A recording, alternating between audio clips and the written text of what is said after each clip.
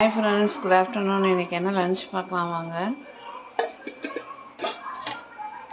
முருங்கைக்கீரை சாம்பார், அப்புறம் உருளைக்கிழங்கு பொரியல், அதுக்கப்புறம் சௌச்சௌ பொரியல் தேங்காய் போட்டு, அதுக்கப்புறம் வெத்தலை ரசம். வெத்தலையை முதல்ல என்ன பண்ணிடணுன்னாக்கா மிக்சியில் போட்டு அரைச்சி எடுத்துக்கணும்.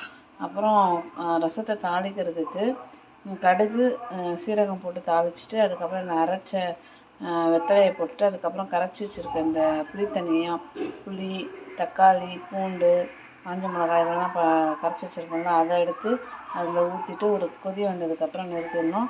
ஸோ நமக்கு வெத்தலை ரசம் ரெடி ஆகிடும். அடுத்து சாதம். இதுதான் இன்றைக்கி லன்ச் மெனு. தேங்க்ஸ் ஃபார் வாட்சிங்.